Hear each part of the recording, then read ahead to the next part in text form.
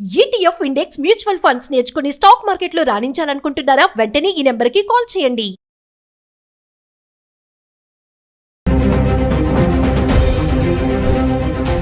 నమస్తే, welcome back to Suman TV. మరి America అధ్యక్షుడు డొనాల్డ్ ట్రంప్ తీసుకునే నిర్ణయాలు చూస్తూనే ఉన్నాము. ఎక్కడికక్కడ కొత్త నిర్ణయాలు అనమాట. రీసెంట్గా చూసుకుంటే స్టూడెంట్స్ పైన టార్గెట్ చేశారని అనుకోవాలి. క్లాసెస్ మానేసిన, పర్మిషన్ లేకుండా క్లాసెస్ ఎగ్గొట్టినా కూడా ఇమీడియట్లీ వీసాలు బ్యాన్ చేస్తారని చెప్పేసి ఒక నోటీస్ అయితే తీసుకురావడం జరుగుతుంది. ఇంకా ఓపీటీ, స్టెమ్ స్టూడెంట్స్కి కూడా ఎన్నో ఇబ్బందులు ఎదురవుతున్నాయి. మరి ఈ పరిస్థితిలో అక్కడ ఉన్న వాళ్ళకి పరిస్థితి ఏంటి, మరి ఇక్కడి నుంచి వెళ్ళాలి ఫర్దర్గా అబ్రాడ్ ఎడ్యుకేషన్ కోసం అనుకున్న వాళ్ళ పరిస్థితి ఏంటి, అసలు ఏం జరుగుతుంది అమెరికాలో, మరి ట్రంప్ తీసుకున్న నిర్ణయాలతో మన వాళ్ళ ఇబ్బందులు ఎలా ఉన్నాయి, ముఖ్యంగా స్టూడెంట్స్ విషయంలో. మరి దీనిపైన ఈరోజు మాట్లాడడానికి స్టూడియోలో మనతో పాటు ఇద్దరు గెస్టులు అయితే ఉన్నారు. మరి వాళ్ళు ఎవరంటే అడ్వకేట్ డాక్టర్ సల్మాన్ రాజ్ గారు మరియు business analyst doctor Nandi Rameshwar Rao గారు. సార్, వాళ్ళతో మాట్లాడదాం. మరి అక్కడ పరిస్థితులు ఎలా ఉన్నాయి, మరి స్టూడెంట్స్ వెళ్ళొచ్చా వెళ్ళకూడదా అనేది. నమస్తే సార్. నమస్తే సార్. సార్, మరి ప్రజెంట్ చూసుకుంటే స్టూడెంట్స్ పైన ట్రంప్ టార్గెట్ పెట్టేశాడని అనుకోవాలి. మరి క్లాసెస్ ఎగ్గొట్టినా, పర్మిషన్ లేకుండా వెళ్ళినా ఓపీటీ స్టూడెంట్స్ కానీ, F1 స్టూడెంట్స్కి కానీ చాలా ఇబ్బందులు ఎదుర్కొంటున్నారు. మరి ఈ పరిస్థితుల్లో స్టూడెంట్స్ వెళ్ళొచ్చు అంటారా? అక్కడ ఉన్న వాళ్ళ పరిస్థితి ఏంటి అంటే అడ్వకేట్గా మీరేం చెప్తారు, బిజినెస్ అనలిస్ట్గా మీరేం చెప్తారు సార్? ఇప్పుడు ట్రంప్ గారు ఇవాళ టాపిక్లో మీరు F1 స్టూడెంట్స్ మీద ఓపీటీ మీద పెట్టాడు. ఆయన ప్రతిరోజు ఎదురు పెడుతూనే ఉన్నారు. ఆయన ప్రెసిడెంట్ ఎలక్ట్ రిజల్ట్స్ వచ్చిన తర్వాత ఐ థింక్ అక్టోబర్, నవంబర్లో before becoming a second time president అని మొదలుపెట్టారు కార్యక్రమాలన్నీ. మనం ఎన్నో వీడియోలు చేసాము. కాకపోతే ఏంటంటే ఆయన ఈ మేము అందరూ ఏమంటుంటే అనలిస్ట్ మేము సార్ ఒప్పుకుంటాం లేదా, చైల్డిష్ మెంటాలిటీ అనిపిస్తుంది. హిందీలో ఒక ప్రొవర్బ్ ఉంది, ఉమర్సే బచ్పన్ దిల్సే బచ్పన్ అని. ఇది ఇంచుమించు అదే. నేను 70+ ఉన్నాడు, 75 అంటున్నట్టున్నారు. అది సూట్ అవుతుంది. ఎందుకంటే 60 సంవత్సరాల తర్వాత మన చేష్టలు కానీ శాదస్థలు చేంజ్ అయిపోతుంది. As age gross you become. కొంతమంది పాజిటివ్ సైడ్ టర్న్ అవుతారు, కొంతమంది ప్రతిదానికి అనుమానిస్తారు, ఎస్పెషల్లీ ఓల్డ్ ఏజ్ పీపుల్. ఇక్కడ ఏమైందంటే ఆయన January 20 అనుకుంటా ప్రెసిడెంట్ అయ్యాడు. ఎవ్రీ డే సంచలన వార్తలు, ఏదో ఒక వార్త వస్తుంది, ఏదో ఒక సబ్జెక్ట్. అటు ట్యాక్స్ అవ్వచ్చు, ఇటు గోల్డ్ అవ్వచ్చు, అటు ఓపీటీ అవ్వచ్చు, అటు స్టెమ్ అవ్వచ్చు, జాబ్లు అవ్వచ్చు, ఏదన్నా ఫస్ట్ 1 yearలోనే ఈ అడావిడి ఉంటుంది నేను అనుకుంటున్నా. తర్వాత కొద్దిగా స్టేబుల్ అవుతారు. ఆయన ఉద్దేశం ఏంటంటే నా దేశాన్ని ఓట్లు ఎలా గెలిచేయడానికి మన ఎలాన్ మస్క్ అడ్వర్టైజ్మెంట్ చేసింది ఏంటంటే ఇమిగ్రేషన్ ఫస్ట్ సైన్ పెడతా అన్నాడు. స్టూడెంట్స్ బయటకు పంపించడానికి, ఇతర దేశస్తుల్ని ఆపడానికి ట్రై చేసి మన వాళ్ళకే జాబ్లు ఉండట్లేదు. అమెరికాలో ఉన్నాడు, అమెరికా వాడికే జాబ్స్ ఉండట్లేదు. సీక్రెట్ అంటే మన వాళ్ళు వాళ్ళకంటే ఎక్కువ సంపాదిస్తారు. Either in business or doctors or engineers or consult, ఏదైనా మనకి ఇచ్చే రేట్ చాలా తక్కువ. ఇండియా వాళ్ళు గంటకి $8, $10, $15 వర్క్ చేస్తారు. వాళ్ళు అమెరికాకి $40-50 per hour. Actually by hiring Indian they are saving 80% of the revenue. మీకు అది చాలా మంది తెలియదు.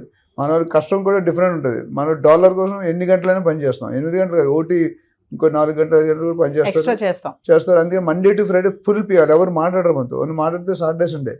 అమెరికాలో ఏంటంటే ఎదిరింటితో మాట్లాడడం కూడా కష్టమే. నువ్వు డైరెక్ట్ వెళ్ళకూడదు, మీకు కేసు వేస్తాడు. సో ఇక్కడ ఏమైందంటే ఈ స్టూడెంట్స్ ఇల్లీగల్ ఇండియా వాళ్ళు ఐ థింక్ 55 లక్షల మంది సుమారు ఉన్నారు అక్కడ. అందులో దాదాపు 17-18 lakhs ట్రాక్ మిస్ అయ్యి, they are not in a proper track. రకరకాలుగా అటు స్టూడెంట్స్ ఉన్నారు, ఇటు జాబ్ చేసేవాళ్ళు, petrol pump, gas stations, restaurants. నాకు తెలిసిన ఒక మిత్రుడు ఒక రెస్టారెంట్ 12 మంది ఉన్నారు. వాళ్ళకి నెలకి $2,000 ఫుడ్, అకామిడేషన్ ఫ్రీ. ఎవరికి వేసారు లేవు. ఇది ఒకటే కాదు, మనం చాలా బెటరు. మెక్సికో, పెనామా అనేది తీసుకుని ఇంకా ఎక్కువ ఉన్నాయి. చైనా తగ్గించాలనుకుంటుంటారు. Flow of people from outside countries, other country, especially China, India, Mexico అన్నీ ఉన్నాయి కదా, 10 కంట్రీలు ఉన్నాయి. వాళ్ళకి వెయిట్ వేస్తున్నాడు. దానివల్ల ఏమవుతుందంటే he's trying to increase he's internal country లోపల ఎవరు ఉన్నారో వాళ్ళకి కొద్దిగా పవర్ ఇద్దాం. గవర్నమెంట్ జాబులు తీసేస్తున్నాడు అండి. అమెరికాలో అమెరికన్స్ని తీసేస్తున్నాడు. ఈయన పెట్టిన రూల్ ఏంటంటే 150 సంవత్సరాలు బట్టి బర్త్ టూరిజం అని ఉండేది. అది ఎగ్జిక్యూటివ్ ఆర్డర్ పాస్ చేశారు. అవుతుందో లేదో డిఫరెంట్. ఈయన పాస్ చేసినందరూ క్యాబినెట్ సెనెట్ ఆమోదించారు కదా. ఈ లెక్కను చూసుకుంటే ఇప్పుడు లేటెస్ట్ ట్రెండ్ ఏంటంటే నిన్న మొన్న మాట్లాడింది, ఎవరైతే స్టూడెంట్స్ ఇప్పుడు చదువుకోవడానికి వచ్చారో, లేకపోతే ఓపీటీలో ఉన్నారో, లేదా అదర్ సెక్షన్స్లో ఉన్నారన్నా, వాళ్ళు కానీ లీవులు పెట్టినా, మొన్న లాస్ట్ టైం ఏం చెప్పాడంటే కంపెనీలు చెప్పాడు, మీ వాళ్ళు ఎవరైనా బయటకు వెళ్తే కంపెనీలతో చెప్పించాడు. గూగుల్, మైక్రోసాఫ్ట్, పెద్ద టాప్ కంపెనీస్తో చెప్పించాడు. ఏమని, మీ వాళ్ళు ఎవరైనా ఇండియాకి బయట కంట్రీలకు వెళ్తే వాళ్ళు తిరిగి రావడానికి టైట్ ఉంటుంది, సిచ్యువేషన్ వెరీ టైట్. అంటే స్కూటీని చాలా పర్ఫెక్ట్గా జరుగుతుంది. సో అందుకని ఎవరు వెళ్ళట్లేదు భయపడి. ఇప్పుడు ఏమంటే ఈ ఓపీటీ అనేది ఆప్షనల్ ప్రాక్టికల్ ట్రైనింగ్, అది ఒక 2 years 3 years ఉంటుంది. ఆ 2 yearsలో they do some research assistant job. నేను అంతమంది చూడండి, అమెరికాలో 3000 యూనివర్సిటీస్ ఉన్నాయి ఓవరాల్ రఫ్గా. 3000 యూనివర్సిటీస్లో 10% పర్ఫెక్ట్ యూనివర్సిటీ ఉన్నాయి. అంటే నేను చెప్పేది ప్రొఫెసర్స్ ఉంటారు. ఓపీటీ అంటే ఏం చేస్తుంటే ఆప్షనల్ ప్రాక్టికల్ ట్రైనింగ్లో వీళ్ళు రీసెర్చ్ అసిస్టెంట్గా జాయిన్ అయ్యి వాళ్ళు సర్వైవ్ అవ్వడానికి డబ్బులు సంపాదించారు. ఇప్పుడు ఏమైంది, క్రాస్ కంట్రీ వల్ల they are not getting jobs. 3000లో 2700 యూనివర్సిటీ కన్సల్టెంట్ ద్వారా డబ్బులు కట్టుకొని మేనేజ్ చేసుకొని వెళ్ళిపోతారు. స్కిల్ సర్టిఫికేట్ లేకుంటే ఇల్లీగల్గా. ఎప్పుడు ఇబ్బంది అవుతుంది. వాళ్ళు ఏం చేస్తున్నారు, దూరంగా ప్రయాణిస్తున్నారు, 20, 30, 40 కిలోమీటర్ ప్రయాణించి అక్కడ వర్క్ చేసి ఆ ట్రాన్సాక్షన్ ఎవ్రీథింగ్ మనలా అది రికార్డ్ అవుతుంది. మళ్ళీ ఇంటికి వస్తున్నాడు, నువ్వు అక్కడికి ఎందుకు వెళ్ళావు చెక్ చేసి పట్టుకుంటున్నారు. అట్లా చుంచుంటికే మారంగా అంటాడు గబ్బర్ సింగ్. అట్లా అంటే సార్ ఇప్పుడు స్టూడెంట్స్ ని టార్గెట్ చేశారని అనుకోవచ్చా? ట్రంప్ సార్ కూడా చెప్తున్నారు, నాట్ ఓన్లీ స్టూడెంట్స్ స్టార్ట్ ఎప్పుడైతే పదవి చేపట్టాడో ట్రంప్ అప్పటి నుంచి ఆయన నిర్ణయాలు ఇలాగే ఉన్నాయి, చైల్డిష్ మెంటాలిటీతో డెసిషన్స్ తీసుకుంటారని అంటున్నారు. మీరేం చెప్తారు సార్? మరి ఫస్ట్లీ అండి, ఆయన ట్రంప్ గారు ప్రెసిడెంట్ అయ్యాక సార్ చెప్పినట్టు the very first decision what he signed, the very first executive order is about immigration. దాని తర్వాత ఈ ఇమిగ్రేషన్ పాలసీస్ అన్నీ కూడా he actually implemented to a greater extent. ఎందుకు అండ్ ఇప్పుడు తర్వాత స్టూడెంట్స్ పైన కూడా టార్గెట్ చేయడం జరిగింది. జే వీసాస్ కానీ F1 వీసాస్ కానీ ఇవన్నీ కూడా. ఎందుకంటే ఎర్లియర్ గవర్నమెంట్స్ అంతకుముందు బరాక్ ఒబామా ఉన్నప్పుడు కానీ లేదంటే అంతకుముందు జో బైడెన్ వీళ్ళంతా ఉన్నప్పుడు కూడా the American government, especially the education department, they have spent $3 trillion on achieving education. And $3 trillion spent చేసి కూడా ఆ అచీవ్డ్ డిజైర్డ్ రిజల్ట్స్ అన్నది రాలేదు. వాళ్ళు ఒక దాంతో మెజర్ చేస్తారండి, that is called the NAEP. NAEP అంటే national assessment of education program. NAEP, ఈ NAEPకి కొన్ని స్టాండర్డ్స్ ఉంటాయి, NAEPకి కొన్ని మెజర్మెంట్స్ ఉంటాయి. $3 trillion స్పెండ్ చేసి కూడా ఈ ఎడ్యుకేషన్, అమెరికన్ ఎడ్యుకేషన్ సిస్టమ్ అన్నది ఈ పరిధిలోకి రాలేదు. ఆ desired and achieved measurements, standards achieve చేయలేదు. కాబట్టి ఇవన్నీ అబ్జర్వ్ చేసి అమెరికన్ గవర్నమెంట్ $3 trillion స్పెండ్ చేసిన తర్వాత కూడా మనం ఇది అచీవ్ చేయలేకపోతున్నాం. వరల్డ్లో మనకి అది యాక్చువల్లీ ఒక బ్లాక్ మార్క్ అని చెప్పి ఆయన ఏం చేశాడు, he started implementing stringent and stricter educational policies. అందుకనే పేరెంట్స్ కానీ గైడ్ లైన్స్ ఇచ్చారు, స్టూడెంట్స్ కానీ గైడ్ లైన్స్ ఇచ్చారు, ఎడ్యుకేషన్ సిస్టమ్ అంతా కూడా రీవ్యాంప్ చేశారు. తర్వాత అటెండెన్స్ ఇస్ యాక్చువల్లీ మస్ట్ అని చెప్పన్నారు. తర్వాత అది గ్రేడింగ్ ఉంటుంది అక్కడ. It's not like what Indian system we have. ఈ గ్రేడింగ్స్లో ఏంటి అంటే so many hours have to be completed. ఇవన్నీ కూడా ఈ పాలసీస్ అన్నీ కూడా ఆ NAEP పరిధిలోకి రావాలని చెప్పి, ఒక వరల్డ్ స్టాండర్డ్ మెజర్మెంట్లో ఉండాలని చెప్పి ఈ పాలసీస్ తీసుకోవడం జరిగిందండి. I don't think what Trump he's done is wrong, or I don't think that he stands at committing a mistake or whatever. But ఓవరాల్గా చూసుకుంటే చదివే స్టూడెంట్స్, ఇండియన్స్ కానివ్వండి, బంగ్లాదేశీస్ కానివ్వండి, వేరే ఎనీ అదర్ కంట్రీ నేషనల్, అక్కడికి వెళ్ళి ఆ ఎడ్యుకేషన్ సిస్టంలో వాళ్ళ భాగస్తులు అక్కడ డిగ్రీలు సంపాదించుకుంటే వాళ్ళకి మంచి హై స్టాండర్డ్ ఆఫ్ ఎడ్యుకేషన్ వస్తుంది. దాంతో ఉద్యోగాలు అవకాశాలు కూడా చాలా ఎక్కువ ఉంటాయి. కాబట్టి ఈ NAEPలో రావాలని చెప్పి ఈ పాలసీస్ అన్ని, అదే తప్ప వేరే ఇంకేమీ లేదు. అంటే సార్ ట్రంప్ స్టార్టింగ్ నుంచి చూసుకుంటే ఇల్లీగల్ ఇమిగ్రెంట్స్ పైన ఉక్కుపాదం అన్నారు, వేరే దేశస్తులు ఎవరు మా దగ్గర వచ్చి ఉండకూడదు. మరి ఇప్పుడు అమెరికాలో ఉన్నటువంటి పీపులే ట్రంప్ తీసుకున్న నిర్ణయాలకు ఎగనెస్ట్ గా ఉన్నారు. కమింగ్ టు మళ్ళీ బర్త్ రైట్ సిటిజన్షిప్, ఒకటి స్టే ఆర్డర్ ఇచ్చింది కోర్ట్ అని చెప్తున్నారు. మరి అది ఇంకా రన్నింగ్ లోనే ఉంది, అది ఇంప్లిమెంట్ అవుతుందా అసలు? మరి అప్పటి వరకు మన వాళ్ళ పరిస్థితి ఏంటి? అక్కడ సడన్ గా డెసిషన్ వస్తే ఏంటి అంటే ఏం చెప్తారు సార్? ఇది 150 సంవత్సరాల నుండి నడుస్తుంది సార్ అన్నట్టు. గత ప్రెసిడెంట్లు అందరూ కూడా 2 టర్మ్స్ చేశారు చాలా వరకు.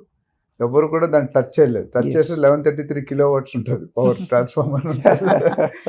సో ఇప్పుడు ఈయన సైన్ ఎగ్జిక్యూటివ్ ఆర్డర్ రిలీజ్ చేసినంత మాత్రం అది యాక్సెప్ట్ చేయాలని లేదు. లాట్ ఆఫ్ డిబేట్ గోయింగ్ అని, అందుకని కోర్టు స్టే ఇచ్చింది. మన ఇండియాలో కూడా చూస్తాం, సీఎం కూడా ముట్టుగాయలు పెట్టింది కోర్టు అని అంటారు. Against public nobody will accept. ఎందుకంటే 150 years అంటే ఎంతమంది అంటే ఎవ్రీ 4 years ఒక ప్రెసిడెంట్ మారుతూనే ఉన్నాడు. ఒకటి. రెండోది, ఆయనకి తెలియంది ఏంటంటే మనల్ని తీసేయడం వల్ల ఆయనకి ఖర్చు పెరుగుతుంది కానీ తగ్గదు. Because we're working at 80% less cost, 70% less cost. So దానివల్ల చాలా ఆయన అందుకని నన్ను ఏం చేశాడు, ఒక 10 leadersని ఫామ్ చేసి ఆ లీడర్ని ఒక్కొక్కరు 100-1000 మంది డెవలప్ చేయమని ఇంటర్నల్గా చెప్పాడు. అట్లానే ఇంపోర్ట్స్ చేసేవి కూడా కండిషన్ పెట్టాడు. బయట నుండి తేవద్దు, మనం ఇక్కడే డెవలప్ చేసుకుందాం అన్న కండిషన్ పెట్టాడు.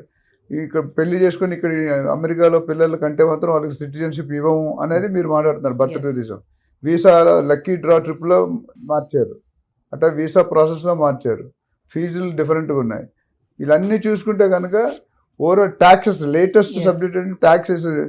ఆయన నాకు తెలిసి టీవీలో చూశాను, హైయెస్ట్ పవర్ ఉన్న మనిషి ఎవరైనా అమెరికన్ ప్రెసిడెంట్. ఆ పొజిషన్ ఎవరు ఆయనకంటే ఐ థింక్ బిగ్గెస్ట్ పొజిషన్ లేదు.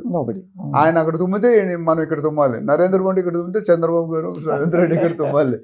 సో ఆయన ఏంటంటే is clearly nose next time ఈ కెనాట్ బికమ్ ప్రెసిడెంట్ ఎదర్ వే, ఏజ్ వైజ్ కూడా కాదు, టర్మ్ వైజ్ కూడా కాదు. సో 2 terms కూడా ఎక్కువ చేయలేరు, నాట్ ఎలిజిబుల్. అయితే ఆయన ఇందా సార్ చెప్పినట్టు ఆయన తప్పు చేసాడు అంటలేదు, మనకు తప్పని, ఆయన దేశ ప్రకారం ఆయన కరెక్ట్. బట్ మనకు ఆల్రెడీ ఇన్ని సంవత్సరాలు యూజ్ అయ్యాం కాబట్టి మనకి తప్పు అనిపిస్తుంది. పచ్చగా కానీ పచ్చగా అనిపిస్తాయి.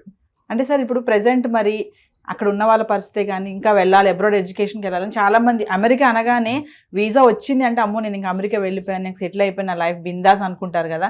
మరి అలాంటి వాళ్ళకే కానీ, స్టూడెంట్స్కి కానీ, పేరెంట్స్కి మరి ముఖ్యంగా ఏం చెప్తారు సార్ మీరు? ఒకటండి, అంటే ట్రంప్ గారు తీసుకున్నాకంటే ప్రెసిడెంట్ అయ్యాక ఇమిగ్రేషన్ పాలసీస్ అన్నీ కూడా చాలా స్ట్రింజెంట్ చేశారు. రెండోది ఎడ్యుకేషన్ సిస్టమ్ అంతా కూడా రీవ్యాంప్ చేశారు. కానీ ఇంకొకటి, ఒకవైపు ఇట్లా చేస్తూ ఇంకొక వైపు ఒక 10 countries visa free entry to the United States of America అని చెప్పి ఒకటి ఇచ్చారు. ఇన్నేళ్ళు ఇండియన్స్కి ఒక టూరిస్ట్ వీసా దొరకటం కూడా కష్టం. ఒక somebody wants to go visit America on tourist visa, మీరు అమెరికన్ కాన్సులేట్కి వెళ్తే మీకు ఈజీగా వీసా దొరికేది కాదు. దాని వెనకాల ఎంతో స్క్రూటినీ ఉండేది. దాంట్లో మోస్ట్లీ 50 to 60% యాక్చువల్లీ రిజెక్షన్సే ఉండేవి. Form 164B ఇవన్నీ they use to reject it. ఇప్పుడు ఏం చేశారంటే 10 nations వీసా ఫ్రీ ఎంట్రీ చేశారు. ఆ 10 nations India is one of the countries అండి. ఎన్నో ఏళ్ల తర్వాత ఇండియాకి ఆ స్థానం దక్కిందండి. So we are proud to be Indians, we are proud to say that we have an entry free visa to United States of America.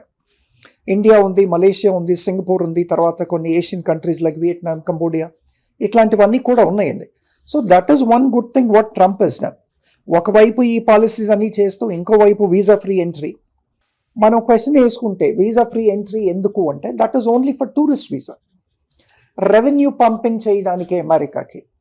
మీరు ఇందాక సార్ చెప్పినట్టు ఈ ఇమ్మిగ్రేషన్ పాలసీస్ ఇంప్లిమెంట్ చేసి వాళ్ళందరినీ కూడా డిపోర్ట్ చేస్తే రెవెన్యూ తగ్గిపోయింది. ఈ విధంగా రెవెన్యూ పంప్ చేసుకోవాలని చెప్పి for the year 2025 till December 2025 India, Malaysia, Singapore and many few 7 other countries కూడా, మోస్ట్లీ ఏషియన్ కంట్రీస్ అండి, ఏషియన్ కంట్రీస్ అన్నిటికీ కూడా వీసా ఫ్రీ ఎంట్రీ ఇచ్చారు. ఇప్పుడు స్టూడెంట్స్ వెళ్ళాలా లేదా అంటే ఎడ్యుకేషన్ పాలసీ ఇందాక మనం అనుకున్నట్టు NAEPలో ఆ స్టాండర్డ్ మెజర్మెంట్ ఉంది అని చెప్తున్నారు కాబట్టి, అది అచీవ్ చేయాలనుకుంటున్నారు కాబట్టి డెఫినెట్గా I advise and recommend all the Indian students to still go and study there అండి, so that you will achieve the highest standard education. ఇంకో point I want to add. Yes sir. ఇండియాలో ఇప్పుడు ఈ conditions వల్ల Trump గారు president అయిన దగ్గర నుండి there is analysis done by somebody 50,000 crores are saved by Indians. ఎందుకంటే వాళ్ళు పంపించడానికి ఇష్టపడట్లేదు. అక్కడికి వెళ్ళాక అయోమయంలో ఉంటాడు, జాబ్ ఉంటుందా రాదా, యూనివర్సిటీ ఫ్లైట్ దిగాక రిసీవ్ చేసుకుని ఎవరైనా వస్తారా లేదా, అదొకటి. రెండోది, నేను ఒక చిన్న ఎగ్జాంపుల్ మీరు అడుగుతున్న, ఢిల్లీలో కొన్ని రోజులు వర్క్ చేసాను. From there we wanted to go to Germany. నేను మా బాస్ ఇద్దరం అప్లై చేసాం ఒకే రోజు. మా బాస్ 10 సార్లు వెళ్ళి వచ్చాడు జర్మనీకి, నేను ఫస్ట్ టైం వెళ్తున్నా. నాకు వీసా వచ్చింది, ఆయనకి వీసా రాదు. అంటే ఇందాక అడిగే క్వశ్చన్, అడిగే 3-4 క్వశ్చన్లు మనం చెప్పే ఆన్సర్లో రివర్స్ అయిపోతుంది. If you're not giving a convincing answer that, అందుకని లైఫ్ ఈజ్ మ్యాథమెటిక్స్ అంటాను. లైఫ్ ఈజ్ నాట్ కెమిస్ట్రీ అని ఒక యాంగిల్లో, మ్యాథమెటిక్స్ ఎందుకంటే ఎవ్రీ ప్రాబ్లం, ప్రతి మానవుడికి ప్రతి ఇంటికి ఒక కన్నీటి కథ ఉంటుంది, కొడుకో కూతురో భార్యో ఎవరో ఒకరు. Okay, but for every problem, Roja గారి జట్టగా బండి ఏదో చూసాను సొల్యూషన్. అది ఎందుకు చెప్తానంటే అది చాలా ఇంపార్టెంట్. మనం ఎప్పుడు కూడా నెగిటివ్గా ఆలోచిస్తాం, అండర్ ఎస్టిమేట్ వేసుకుంటాం. కీడెంచి మేలంచి కరెక్ట్గా అన్నిట్లో ఎంచితే ముందుకు వెళ్ళలేం మనం, అవునా కదా? ఇక్కడ అది తెలుసుకోవాలంట జనాలు అనేది. Indian parents already mentally prepare that అక్కడికి వెళ్ళి ఇబ్బంది పడదు. ఇక్కడ కూడా ఇండియాలో కూడా అన్ని, మా అబ్బాయి కూడా వెళ్ళమంటే వెళ్ళనంటాడు అమెరికా. ఎందుకు వెళ్ళాలి, నేను ఇండియాలో వస్తా, అంత సాలరీస్ ఇక్కడే వస్తున్నాయి కదా, అక్కడికి వెళ్ళి ఎప్పుడు తీసేస్తాడు దినదిన. మా ఫ్రెండ్స్ చాలా మంది ఉన్నారు, స్కూల్ మేట్స్ 25-30 ఇయర్స్, వాళ్ళకి పర్లేదు, లేటెస్ట్కి వెళ్ళిన వాళ్ళు ఇబ్బంది పడుతున్నారు. అందుకని ట్రంప్ అనేది ఆయన ప్రకారం చేసుకుపోతాడు. కొన్ని యాక్సెప్ట్ అవుతాయి, కొన్ని యాక్సెప్ట్ కావు. ఏదేమైనా కొద్ది రోజులు మనం కూడా తీసుకున్న నిర్ణయాలకు అనుగుణంగా ఉంటే ఇట్స్ బెస్ట్ అంటారు. అంటే ఒక విధంగా కరెక్ట్ అండి, ఎందుకంటే అన్స్కిల్డ్ పీపుల్ వెళ్ళడం కరెక్ట్ కాదు. They are managing. ఇప్పుడు కన్సల్టెంట్ 2 రకాలు ఉంటాయి, అంతకుముందు మాట్లాడడం మీకు గుర్తుంటే. ఒక కన్సల్టెంట్ క్యాండిడేట్ దగ్గర తీసుకుంటాడు డబ్బులు, ఒక కన్సల్టెంట్ కంపెనీ దగ్గర, యూనివర్సిటీ దగ్గర తీసుకుంటాడు. ఎవరైతే క్యాండిడేట్ దగ్గర తీసుకుని ఇల్లీగల్, ఎందుకంటే వాడికి అర్హత ఉండదు. అమీర్పేటలో 5,000 ఇచ్చి కోర్సు చేస్తాడు, నాకు ఐనో జావా ప్లస్, ఐనో చాట్ జీపీటీ, ఐనో ఏ అంటాడు. 1 monthలో ఏమొస్తుంది, 1-2 monthsలో ఏమొస్తుంది, ఏమీ రాదు, జస్ట్ ఏదో. అదే యూనివర్సిటీ ఇచ్చిన ఈ క్యాండిడేట్ని, మంచి క్యాండిడేట్ని సెలెక్ట్ చేస్తాడు. There is 2 options.